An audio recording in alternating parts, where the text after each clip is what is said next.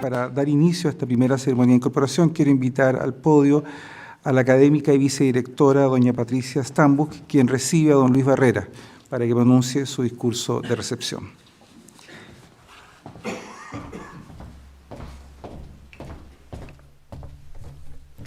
Muy buenas tardes. Me sumo a los vocativos de nuestro director. Los saludo a todos con especial afecto. Esta bienvenida al escritor y lingüista don Luis Barrera Linares, individuo de número de la Academia Venezolana de la Lengua, debiera empezar al menos con sus principales datos curriculares, consciente de lo útil que sería compartir con los presentes su notable trayectoria, desarrollada mayoritariamente en su país de nacimiento y continuada ahora en Chile desde el 18 de septiembre de 2017. No obstante, la lectura de sus cuentos y de sus crónicas malhumoradas, como él ha llamado a sus artículos en diversos diarios de su país, ha sido tan reveladora de sus intereses y esencias, de todo lo que él es, siente y sabe, que me permito privilegiar en este breve tiempo su faceta literaria, la singularidad de sus cuentos breves y bravos, sus vigorosas y airadas dudas melódicas en la prensa venezolana y a vuelo rasante algunas de sus novelas. Me eximo de incursionar en su vertiente de lingüista, su, comillas, lado serio, cierro de comillas, como él aclara, porque me fascina, sorprende y acomoda también ese lado menos serio, que es el mío, el de la literatura y la comunicación masiva. Y tiempo habrá en nuestra academia para beneficiarnos de su erudición en asuntos de lexicografía, psicolingüística y tantos otros temas contenidos en sus publicaciones y ponencias. En sus escritos se advierte una marcada afición a revolver el abecedario con picardía, más un poquitín de maldad refinada y un evidente espíritu crítico que se asoma en cada tema. El juego que realiza con las palabras recuerda al trampantojo de la pintura y el diseño, así como el trampantojo, hermosa palabreja, intenta engañar a la vista jugando con el entorno arquitectónico por medio de diversos efectos. Nuestro académico desconfigura las palabras, las retuerce, jugando por lo general con sus sonidos, pero cambiando por completo el sentido del vocablo original. Es casi un vicio de autor. Un psicocacófono ludismo lingüístico, si me aceptan la rimbombante clasificación. Yo también juego con las palabras, profesor. Un juego semiserio con las palabras a las que somete, digo bien, somete a cambios intencionados con propósitos muy definidos. Ciertos personajes no son connotados, son sinnotados. Advierte sobre la obsecuencia de algunos horroris causa. Reconoce la tuiteratura y las notuicias, así como el machismo, el leninismo o el feminismo, el leninismo. Inventa el punto y apártese, el gorrón y cuento nuevo y los caballeros andantes. De allí el título con que presento esta cálida bienvenida, el juego y el fuego de las palabras. Pero crear esos ácidos cuentos breves y bravos no es solo un acto lúdico, es usar las palabras, el idioma, como armas tóxicas, para emplear una palabra muy de moda, destinadas a hacer, como él dice, el humor y no la guerra. Es un lingüista de humor crónico que dispara adjetivos como buen artillero en su arremetida contra los egoliteratos, que conoció y describe al revés y al derecho con mordacidad, sarcasmo y hasta desprecio, después de haber convivido con tanta estrella fatua de las letras mientras fue editor y destacado crítico literario. Habiendo él sufrido más de una vez el rechazo a su juicio sobre las obras de ciertos colegas, concluye Luis Barrera que la crítica parece ser un callejón sin entrada. Lo leemos develando, o más bien destripando, la farsantería, vanidades y oportunismo de un mundo que es también el suyo, confesando desde su estatura física más bien pequeña que, comillas, debido a mi peso pluma, solo me atrevo a dar golpes de tinta. Aunque a decir verdad, no hace muchas fintas en su cuadrilátero de papel, más bien da el paso seguro al frente y se lanza el clásico un 2 sin miedo. Hay que denunciar que también se esconde a menudo tras la figura de su tía Elodia, que aunque pequeña de estatura como él, es recia, deslenguada, parlanchina, astuta y explosiva. Médicos y funcionarios no se escapan de su lúdica crítica. Los avatares del país, los de todo país, asoman entre líneas y entre páginas. Leo desde su cuento Micción Imposible. Había salido de mi apartamento empujado por el hábito que tenemos los seres humanos de unirnos a las revueltas sin saber por qué lo hacemos ni cuál sea su meta. Es el instinto de la manada, el síndrome del cardumen, la marca biológica de la recua, el espíritu de revoltosos que nos anima y nos acerca a las voces que protestan por algo, huyen de algún peligro o van en busca de lo que suponen deben defender.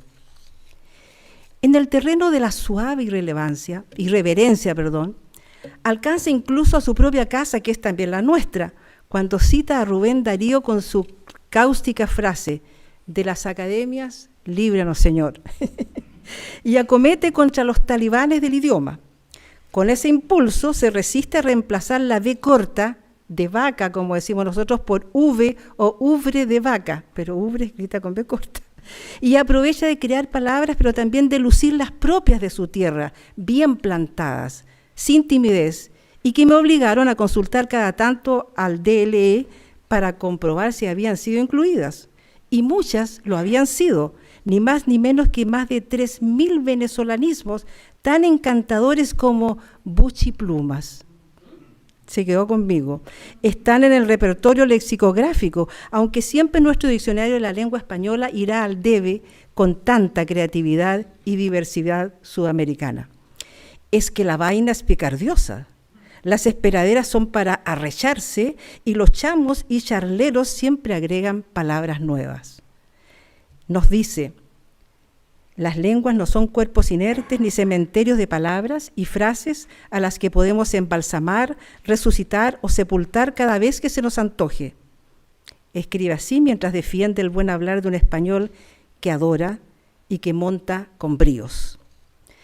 La picaresca lingüística, por darle un nombre, es otra vertiente de una escritura sin complejos de Luis Barrera que es lejana a nuestros usos y costumbres más eufemísticos y escrupulosos o más pitucos que los de la padre matria, por ponernos a tono con sus juegos de palabras.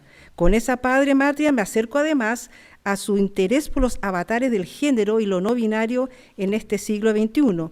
Interés tan atrevido que incluso embaraza a un varón en una de sus novelas, a dos en realidad. Parto de caballeros, se titula. Merodea también sin miramientos en lo escatológico, porque considera que, comillas, negar las escatologías, aparte de ser nocivo para la salud, idiotiza. Para nuestro nuevo académico correspondiente, los cambios lingüísticos como la duplicidad lexical no se decretan, y ante los extranjerismos anota ni purismo fanático ni anglofilia incondicional. Solicita, no obstante, que no se nos escape la liebre lingüística, que es muy rápida, ¿no? En el universo de los especialistas pueden parecer conceptos obvios, pero Luis Barrera los ha comunicado en forma temprana, muy comprometido con su amor y pasión por la lengua española y sobre todo con el gozo de hacerlo con el sabor y color de su parte caribeña de continente. ¿Cómo explicar lo que es para un venezolano el color de mono corriendo? ¿O los colores zapote, mamey o guayaba? En resumen, en sus libros luce osado, palabrero, mordaz, chistoso, ingenioso. No por nada el profesor pasó en sus años mozos por los puertos de Altagracia. Sin duda, gracia tiene, aunque en realidad es maracucho o maracaibero de nacimiento y caraqueño por elección. Su libro de cuentos certificado de yacimiento nos muestra con crudeza la Venezuela rural, con pueblos, personajes y escenas surrealistas donde nos parece ver su propia infancia. Se perfila en esas narraciones una vez más el desprecio por las vanidades del mundo, porque al decir de Ávila Cuervo, a quien él suele citar, las vanidades del mundo, las grandezas del imperio se pierden en el profundo silencio del cementerio. También reflotan en sus historias las ironías sociales ante la culta casta de los petroleros y los oportunismos de los políticos. El relator de las historias, dentro o fuera de las páginas, se autodefine: he sido de por vida rocolero, arrabalero, burdo libre, tolerante con el lenguaje, lírico arrojado, juguetón, bate irónico para el combate cínico, desprejuiciado. Algunas pinceladas de otro corte sobre su interesante carrera son inevitables antes de cerrar estas palabras y pasar a lo que más nos interesa, es decir, oír las suyas. Profesor titular del Departamento de Lengua y Literatura de la Universidad Simón Bolívar, Caracas, Venezuela, hasta el 2015. Individuo de número de la Academia Venezolana de la Lengua desde 2005 y su vicepresidente por 2 periodos. Coordinador de la Comisión de Lexicografía e integrante de la Comisión Interacadémica que lleva el proyecto de la próxima edición del DLE y el Diccionario Fraseológico Panhispánico. Es larguísima la lista de comunicaciones, publicaciones científicas y de creación literaria, premios o pertenencia a sociedades científicas y cargos en ellas, exuberancia propia de un intelectual que ha dedicado su vida a 2 mundos. Soy ambidiestro, nos dice. No me queda más que remitirlos por razones de tiempo, emulando su buen humor, al enlace Luis Barrera Linares, blogspot.com. Solo destacaré 2 hechos que muestran la consideración de sus pares. En 2012, bajo la coordinación de César Villegas Santana y con la participación de 32 especialistas venezolanos y de otros países, se publicó el libro Lingüísticos, Literarios y otros estudios culturales, homenaje a Luis Barrera Linares. Y en el pasado 2003 recibió un homenaje de sus actuales colegas de la carrera de Pedagogía en Castellano, de la Escuela de Artes y Humanidades de la Universidad Católica Silva Enríquez, que nos encanta verlos presentes en esta sala, en el acto de clausura del 23º Congreso de la Sociedad Chilena de Lingüística.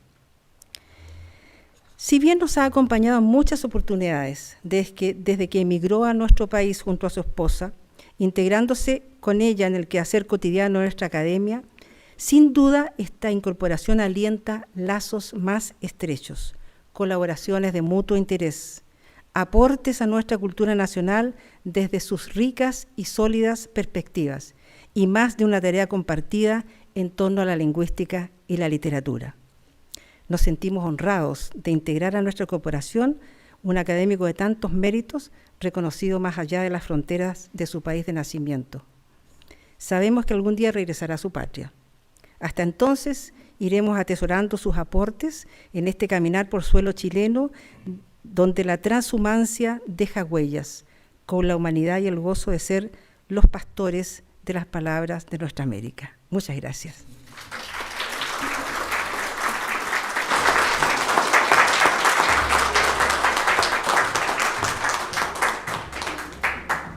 Muchas gracias, vicedirectora, por este excelente discurso de recepción de don Luis Barrera.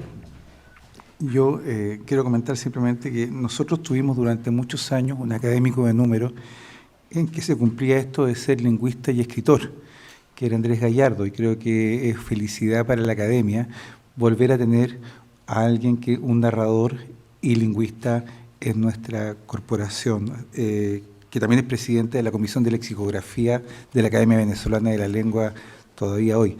Quiero ahora invitar a don Luis Barrera para que pronuncie su discurso de recepción.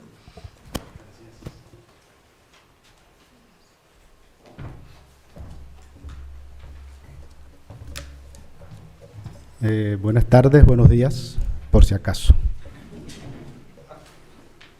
El señor director y demás miembros de la mesa directiva, señores académicos, ahora estoy nervioso por lo que dijo Patricia, colegas de la Universidad Católica Silva Enríquez, familia biológica y adoptiva, estén aquí en la virtualidad o en otro plano. Amigas, amigos, muy buenos días o buenas tardes, señor director del Instituto de Chile. Agradezco en primer lugar a doña Patricia Stambuk su generosa propuesta, primero para la elección y luego, por supuesto, por lo que acaba de decir, acabo de descubrir mi otro yo, al que desconocía. La felicito además por su reciente Premio Nacional de Periodismo y me honra que me haya presentado. Mi gratitud es también para quienes tuvieron a bien elegirnos y por supuesto agradezco mucho a Ingrid por la excelente organización que hace de estos eventos. Me honra, nos honra esta designación que nos permitirá colaborar con otra academia hermana. En mi travesía de más de 7 décadas, aunque no parezca, he encontrado mucha ayuda desinteresada y mucha generosidad. Mi retribución la resumo en 4 consonantes y 3 vocales. Gracias. Mi texto se titula El lado excluyente del lenguaje inclusivo. Comienzo citando 3 ejemplos que deseo me sirvan para exponer algunas ideas sobre lo que deseo plantear. Así como se dice pollo y polla, se dice también gallo y galla. Ambrosio Rabanales, 1954. No solo de pan vive el hombre, ni la mujer. Adriana Valdés, 22 de enero del 2023. Estimades delegades, solicito que sean tan amables de ayudarnos a compartir a cada socie este mensaje de la Junta Directiva. Asociación Latinoamericana de Estudios del Discurso, 18 de diciembre del 2023. Por razones de tiempo, obviaré algunas referencias bibliográficas, en todo caso están en el texto, las tengo entre paréntesis, y resumiré un tema muy amplio. Me refiero al controversial, polémico y muy atractivo asunto del lenguaje inclusivo o incluyente. A su relación con las academias de la lengua española y a algunas preguntas que genera en el espacio de la comunicación cotidiana. La bibliografía es amplísima en libros y revistas, pero dentro de la Asociación de Academias de la Lengua Española, destaco de entrada 3 volúmenes que sirven como espejo del tema. Van desde el rechazo radical o el trato neutral hasta la toma de postura a favor. Sus títulos hablan por sí solos. 1. Sexismo lingüístico y doble género. La plaga del lenguaje contemporáneo. Academia Dominicana, 2012. 2. Sexo, género y gramática. Ideas sobre el lenguaje inclusivo. Academia Chilena, 2020. 3. Por un lenguaje inclusivo. Estudios y reflexiones sobre estrategias no sexistas en la lengua española. Academia Norteamericana, 2021. Busco apreciarlo como un fenómeno lingüístico que toca lo ideológico y lo sociológico sin dejar de afectar ni al idioma en general ni a las relaciones interlingüísticas o la comunicación formal e informal. Está en el ambiente desde hace varias décadas, ha incidido en nuestros modos de interactuar y no podemos dejarlo de lado ni desde la academia universitaria, ni desde las academias de la lengua. Hay que tenerle cuidado. Primero, debo recordar la manzana de la discordia en esta polémica. El idioma español, como sabemos, tiene 2 marcas de masculino. Uno específico, marcado, dice la gramática, para aludir a los hombres y animales. Otro denominado masculino genérico, para referirnos inclusivamente, según la gramática, a seres sexuados masculinos o femeninos. Por ejemplo, si digo Chile y Venezuela comparten científicos, profesores y médicos, y ahora académicos, incluyo a personas de ambos sexos. Al contrario, cuando hablo solo de mujeres, requiero especificarlo: científicas, profesoras y médicas. Del uso de ese masculino genérico nació el argumento según el cual no es realmente inclusivo, debido a que en casos como conductores de micro, por ejemplo, y campeones de boxeo, pareciera que excluyo a los conductores de micro y a las campeonas de boxeo. Mi hipótesis es que la inclusividad a veces excluye, y en ello me concentraré. No son pocas las estrategias sustitutivas que han venido proponiéndose a fin de suplir dicho ocultamiento. Algunas son léxicas, tales como los sustantivos genéricos, colectivos, abstractos o epicenos: profesorado, jefatura, humanidad, persona, etc. Otras buscan suplir la marca morfológica de género de los sustantivos, adjetivos y determinantes. Disculpen la terminología gramatical, pero no tengo más remedio. Dentro de la palabra misma, verbigracia, la arroba, el asterisco, la X, el guión bajo, la I, la barra y la E. Estos últimos recursos y sus similares, con excepción de la E, son de por sí excluyentes, ya que dejan fuera la oralidad, es decir, el rostro más antiguo del idioma y el primero. No obstante, siguen apareciendo en algunas publicaciones académicas y periodísticas. Las estrategias más populares tienen base gramatical, y de todas, las que mejor parecen haberse arraigado son el desdoblamiento y la triplicación a través de la E: niñas, niños, niñes. En cuanto a la duplicación, ha sido muy popular, muy comentada y muy polémica. No obstante, su uso no está fuera de las normas gramaticales. Eso es muy importante. No transgrede nada sintácticamente, más allá de ser algunas veces antieconómica, redundante, cacofónica y hasta disruptiva de la comunicación. Eso es cierto. Se ha evidenciado su uso desde los tiempos del Cantar de Mío Cid, siglo XII, de las 7 partidas de Alfonso X el Sabio, siglo XIII, y de muchos otros textos literarios o iliterarios, ya en 1732. Por ejemplo, el primer diccionario académico, es decir, el diccionario de autoridades, decía de la dupla duendo-duenda, que es epíteto que de ordinario se da a las palomas mansas y caseras para distinguirlas de las demás especies. Además, el diccionario de la lengua española valida el desdoblamiento en cada edición al presentar lexicográficamente el masculino y el femenino de diversos lemas, cada vez que el uso los ratifica, por supuesto. Bachiller, bachillera, aunque parezca mentira, por ejemplo, fue incorporado desde 1884. Árbitro, árbitra, ingeniero, ingeniera, fueron incorporados, entre otros, desde 1992, es decir, para citar el extremo del siglo XX.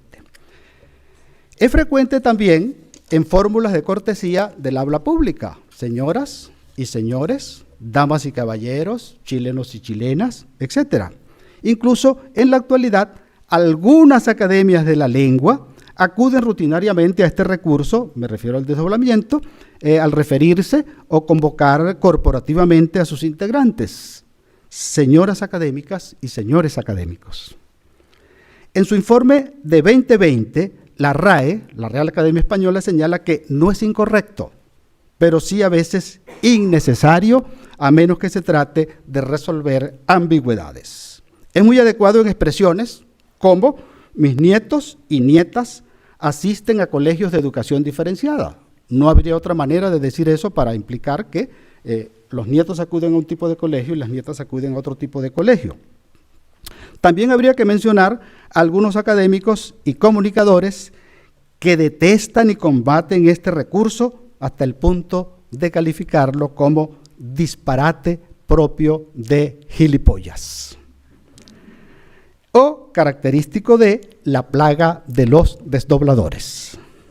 Conclusión, no es monedita de oro, pero en este tiempo es difícil no tropezarnos con él a diario, principalmente en ambientes muy formales. Las y los estudiantes, por ejemplo, en las universidades eso es muy normal, profesores y profesoras, o diputadas y diputados. Universidades, bancos, ONGs, organismos oficiales y gobiernos la consideran una panacea presuntamente salvadora de las desigualdades hacia la mujer. Nuestro criterio es que algunas veces podría resultar menos inclusivo de lo que parece y otras genera usos inadecuados y confusos. Veamos algunos ejemplos. Quienes duplican solo lo hacen en el ámbito de lo que se denomina la lengua cultivada. Desdoblan sin problemas cuando producen mensajes para el habla pública, académica, jurídica, administrativa, publicitaria, monologal, cuidada y planificada. Por ejemplo, en un discurso, en un texto académico, en una declaración pública, en una clase, en una columna periodística, en un electrotexto o en un mensaje publicitario. Ya es tradición que diversas instituciones incluso tengan guías orientadoras respecto de su uso, es decir, parece limitado al discurso dirigido a grupos escolarizados o a empleados de diversos organismos y también a lectores de los medios tradicionales y de las redes sociales, pero es mucho más escaso en el habla informal o popular y cotidiana. En consecuencia, quedan fuera, excluidos dentro de lo inclusivo, quienes no formen parte de esos contextos, es decir, una buena mayoría de la población. En consecuencia, quienes no formen parte si estuviéramos atentos al modo como se saludan, por ejemplo, algunos desdoblantes, cuando se juntan con un grupo familiar o de amigos, nos daríamos cuenta de que no dicen, hola, tíos y tías, sobrinos y sobrinas, o ¿cómo están, muchachos, muchachas y muchaches? Por otra parte, la convivencia actual entre el masculino genérico y los desdoblamientos es innegable, están conviviendo en el discurso contemporáneo.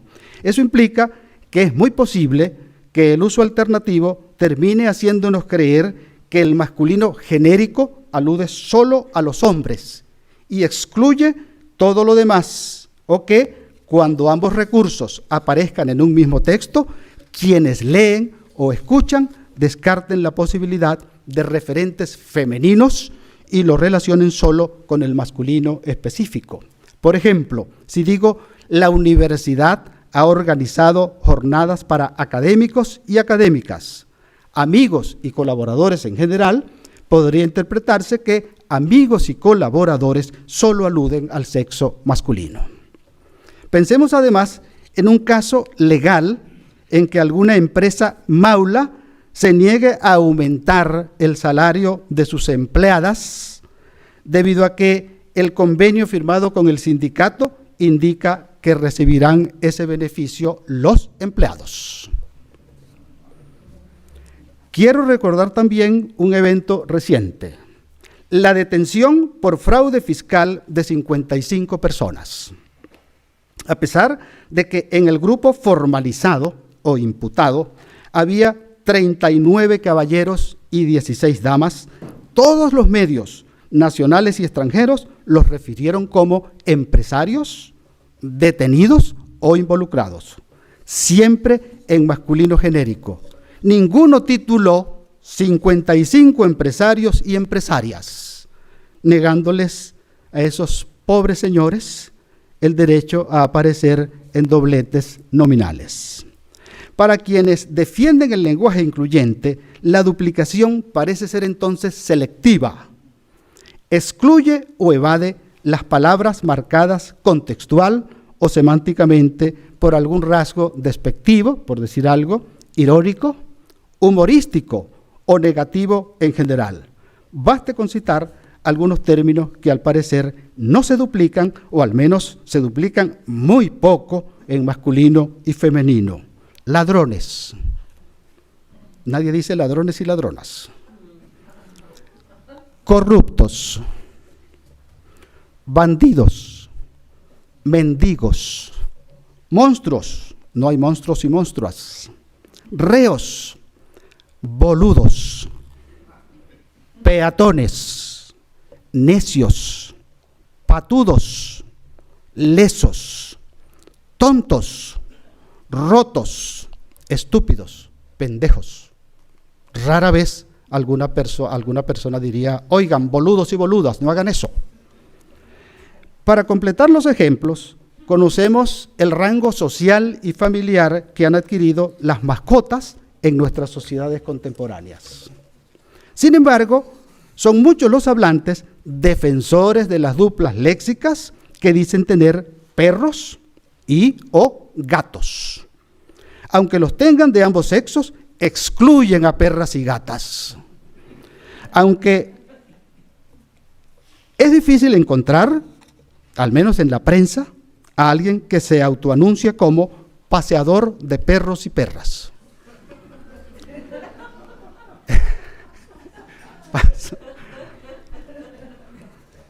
Paso al caso de la E. Están sacando mi otro lado ustedes. Su significado de uso propuesto para la E es muy claro. La E significa género indistinto o sin género.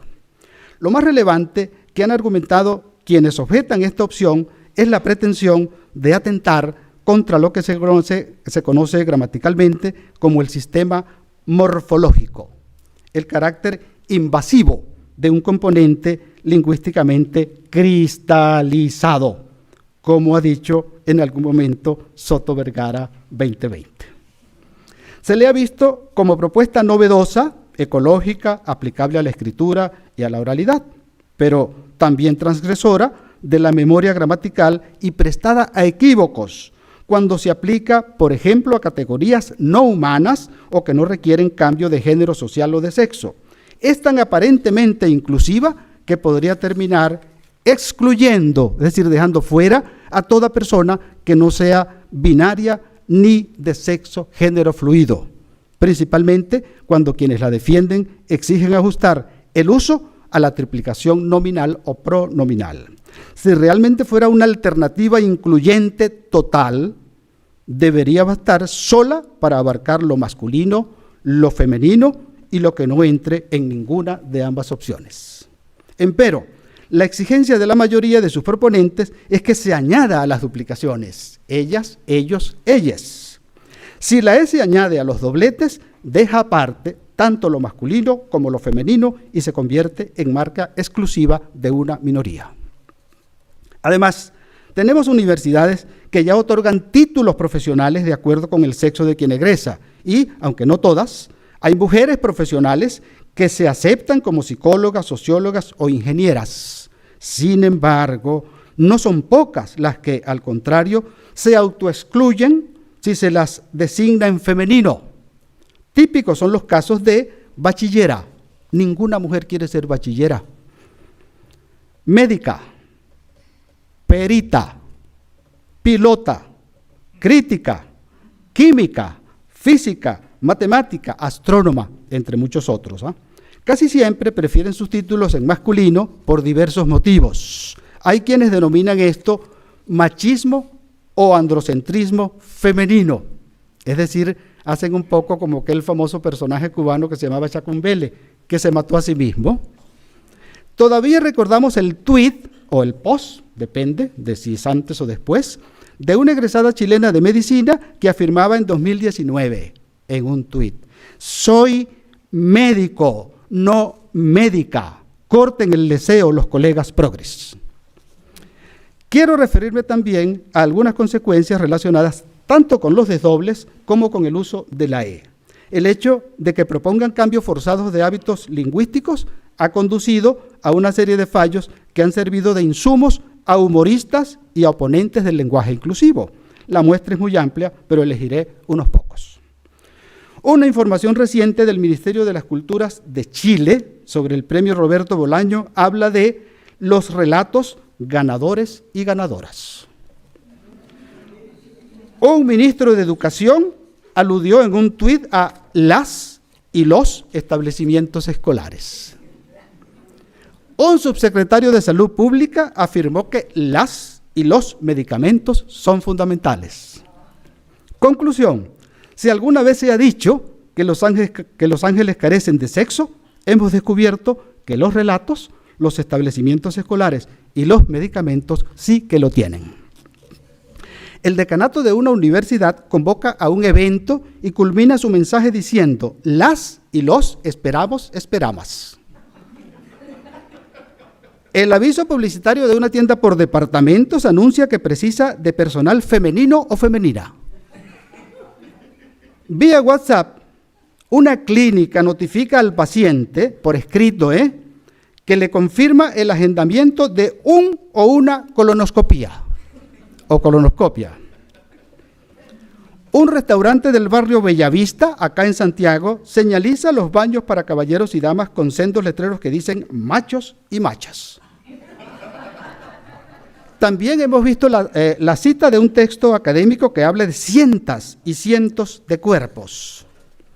Nada que decir de los millones y millonas o de los mayores y mayoras aludidos por el actual mandatario venezolano y la vicepresidenta colombiana respectivamente, o de los más débiles y las más débilas referidos por la vicepresidenta de España. Hemos leído reportes de formas verbales como gane, somes y comprendemes. Por gana, somos y comprendemos.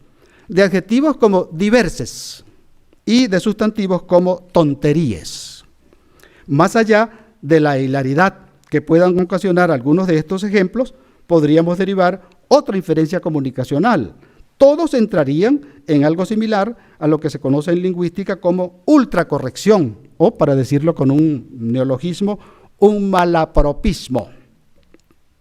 Tratando de hacerlo bien, los usuarios lo hacen equivocadamente. Sin embargo, y aquí viene lo más interesante, no deberíamos responsabilizarlos totalmente, puesto que ello puede radicar en un desajuste cognitivo entre lo preexistente y lo emergente.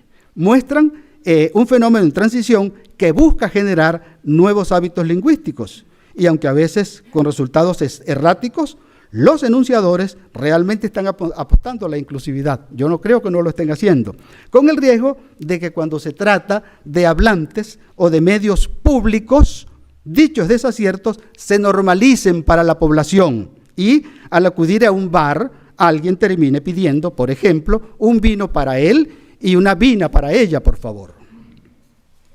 Ya para cerrar, debemos recordar el modo como la búsqueda de inclusividad lingüística ha comenzado a incidir incluso en textos literarios o de otra naturaleza.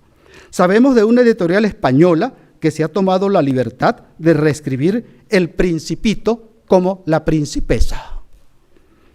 Ya tenemos un Nuevo Testamento adaptado al lenguaje inclusivo y canario, cuyos editores hablan de Padre, Madre, Dios.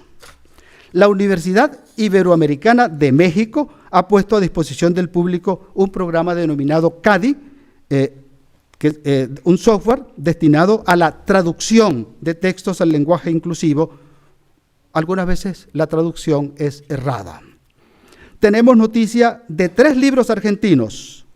La creación de Eva, del 2018, es una novela. Vikinga Bonsai, otra novela del 2019, y El libro de la vieja, un libro de ensayos, escritos los 3 en un supuesto lenguaje incluyente. En conclusión, debemos tener presente, por cierto, que en la novela La creación de Eva hay una cosa que me llamó extremadamente la atención. Le cambiaron el nombre a Dios, entonces lo llaman Díaz, ni siquiera Díaz, sino Díaz. En la novela, pueden ver la novela La creación de Eva. En conclusión, debemos tener presente que la inclusividad lingüística no es ya una moda ni un capricho de determinados grupos. Con aciertos y desaciertos ha llegado para quedarse y algún efecto habrá de generar en el efervescente movimiento del idioma. no debemos dejarlo de lado ni descuidar su evolución. Es cierto que falta aún, posiblemente, un proyecto de alfabetización que facilite su uso e impida dislates como los que hemos mostrado, aparte de no exagerar sus posibilidades hasta prestarse a la parodia.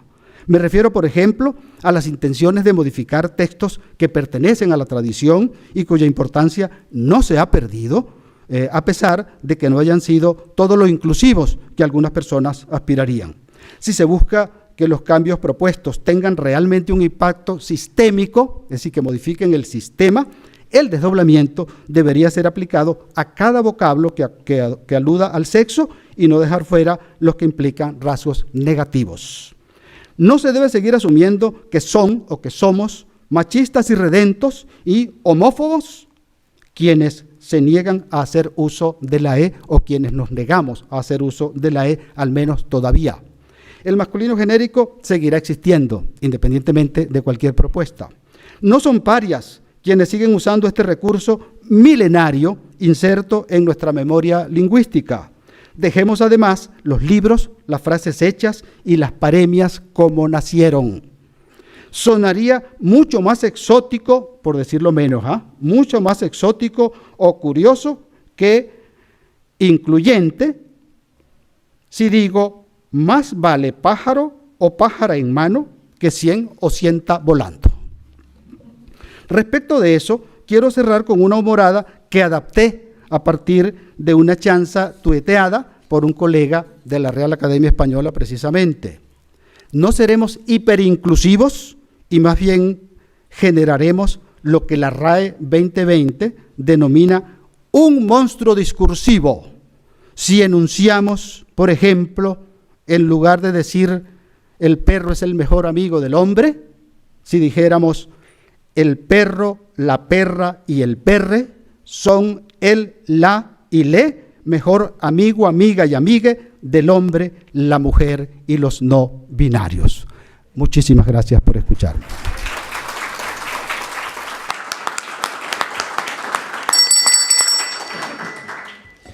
Albino Honor.